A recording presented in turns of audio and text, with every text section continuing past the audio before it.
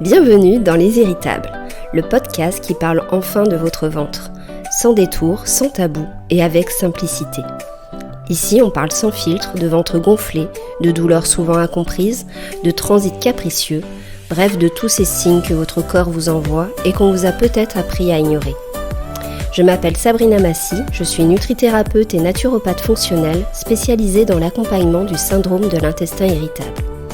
J'ai créé ce podcast pour vous aider à mieux comprendre ce qui se passe dans votre ventre, vous apporter des clés concrètes et surtout vous faire sentir moins seul.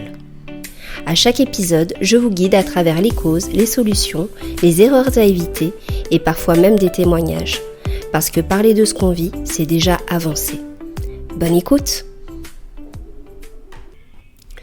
Pour ce premier épisode, je souhaitais répondre à une question qu'on me pose très souvent et que vous posez peut-être aussi. Est-ce qu'on peut guérir du syndrome de l'intestin irritable ? C'est une question simple en apparence, mais la réponse, elle est tout sauf simple parce qu'on parle ici d'un trouble complexe, multifactoriel, souvent mal compris et encore trop souvent banalisé. Dans cet épisode, on va démêler tout ça ensemble, ce que signifie vraiment guérir quand on parle de S2I, pourquoi il n'y a pas une cause et un traitement miracle et pourquoi ce n'est pas une fatalité pour autant. Alors, est-ce qu'on peut guérir du syndrome de l'intestin irritable ? Alors, évidemment, on aimerait tous entendre un grand oui. On aimerait qu'un médecin nous dise « Je vous prépare une ordonnance, prenez ça pendant 2 semaines et hop, plus rien ». Sauf que le S2I, c'est pas si simple. C'est pas une infection, ni une inflammation visible. C'est même pas une maladie qu'on soigne avec un seul médicament. Le S2I, donc, c'est pas une maladie, c'est un syndrome. Alors, ça peut sembler anodin, mais c'est en réalité une distinction importante. Alors, attention, quand je dis c'est pas une maladie, ça veut pas dire que c'est moins invalidant qu'une maladie et que vous ne souffrez pas, bien au contraire. C'est parfois même plus invalidant qu'une maladie en elle-même. Je ferme la parenthèse. Alors, je disais, le S2I, c'est un syndrome, c'est un ensemble de symptômes qui vont souvent ensemble, qu'on observe chez plusieurs personnes, mais sans qu'on comprenne toujours l'origine exacte. Alors qu'une maladie, en général, elle a une cause bien identifiée, que ce soit un virus, une bactérie, etc. Des marqueurs biologiques ou des lésions visibles à l'examen. Et surtout, la maladie, elle a un traitement précis et souvent bien établi. Concrètement, vous avez mal au ventre, vous consultez votre médecin ou le gastro-entérologue, vous faites même une batterie d'examens pour qu'au final, on vous dise « on n'a rien trouvé ». Et c'est là qu'intervient finalement le diagnostic du syndrome de l'intestin irritable. On peut même parler d'un anti-diagnostic, donc un diagnostic d'exclusion de toutes les maladies organiques qui auraient pu être suspectées. Et ça, c'est très important de le faire avant, car avec ça, au moins, vous savez qu'il n'y a pas, donc déjà de Mickey.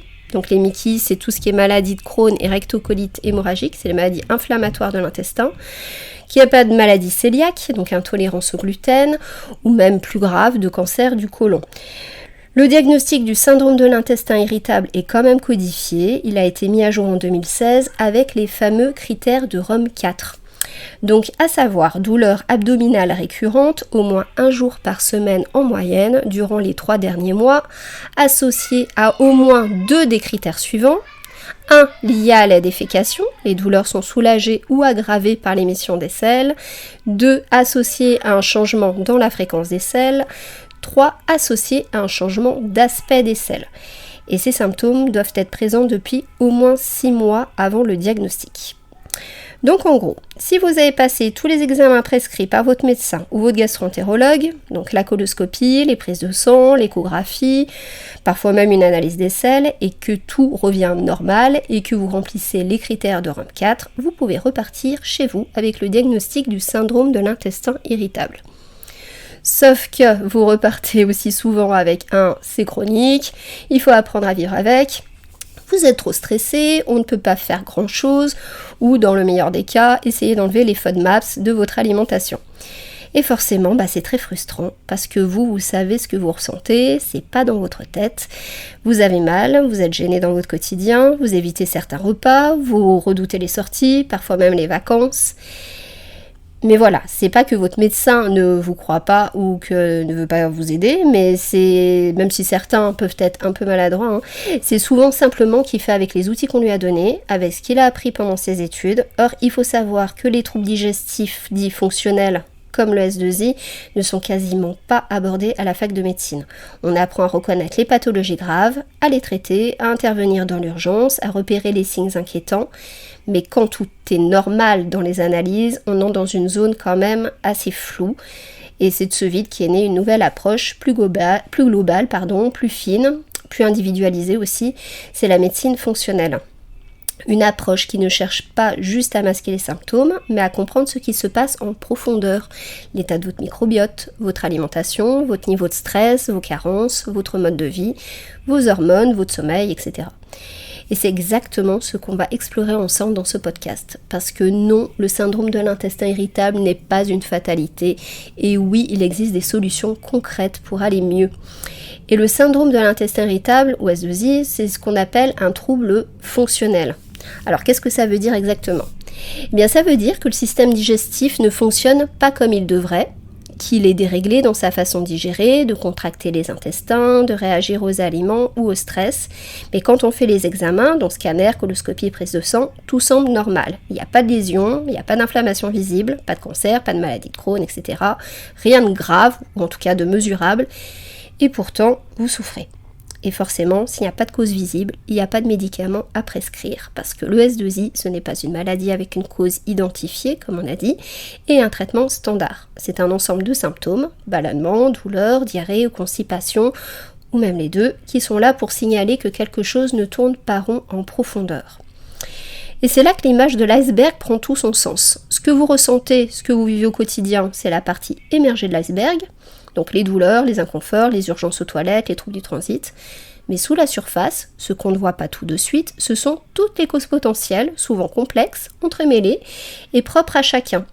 Ça peut être un déséquilibre du microbiote, ce qu'on appelle une dysbiose, un SIBO, prolifération bactérienne dans l'intestin grêle, on en parlera beaucoup, une candidose, des carences, une hypersensibilité digestive, des troubles hormonaux, une alimentation inadaptée, ou parfois même un peu tout ça à la fois. Et c'est là que ça se complique. Il n'y a pas une seule explication, il n'y a pas un seul chemin. C'est pour ça que l'accompagnement personnalisé est essentiel. Se faire accompagner par un professionnel qui connaît vraiment bien ses troubles, c'est ce qui peut permettre d'aller au fond des choses et pas juste de coller un pansement sur ses symptômes. Parce que oui, il existe des choses qui soulagent, des régimes comme le low FODMAP, du psyllium, du charbon actif, des plantes. Ça peut parfois vous aider à calmer le jeu, à retrouver un peu de confort, mais tant qu'on ne comprend pas ce qu'il y a sous l'eau, tant qu'on ne cherche pas la racine du problème, c'est comme si vous éteigniez l'alarme incendie sans chercher l'origine du feu. J'aime bien cette métaphore, je la trouve très parlante parce que le S2I c'est exactement ça. Un signal que votre corps vous envoie. C'est pas juste dans la tête, c'est pas psychosomatique, ce n'est pas à prendre à la légère. C'est un message et ce podcast est là aussi pour vous aider à en décoder le sens. Alors voilà, si vous avez un syndrome de l'intestin irritable, vous n'êtes pas seul et surtout vous n'êtes pas condamné à vivre comme ça toute votre vie. Ce n'est pas dans votre tête, ce n'est pas parce que vous êtes trop stressé ou trop fragile. Le stress n'est pas la cause du S2I, mais il joue souvent un rôle de catalyseur.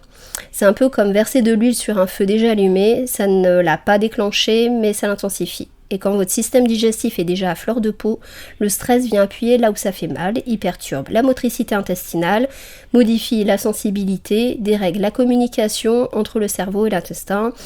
Mais ça ne veut pas dire non plus que vous êtes responsable de ce qui vous arrive, juste que c'est un élément de plus à prendre en compte.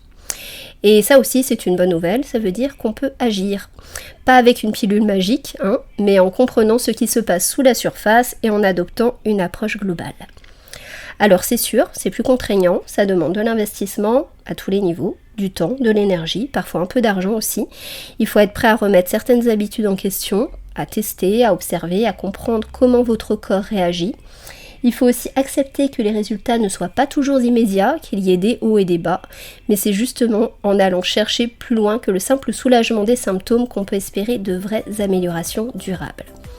C'est pas un parcours tout tracé, c'est un chemin sur mesure qui demande vraiment de s'écouter. Si cet épisode vous a parlé, pensez à vous abonner, à partager ou en parler autour de vous, mais surtout laissez un avis, c'est très important pour que le podcast se fasse connaître au plus grand nombre. Et on se retrouve très vite dans un prochain épisode de Les Irritables. À très bientôt.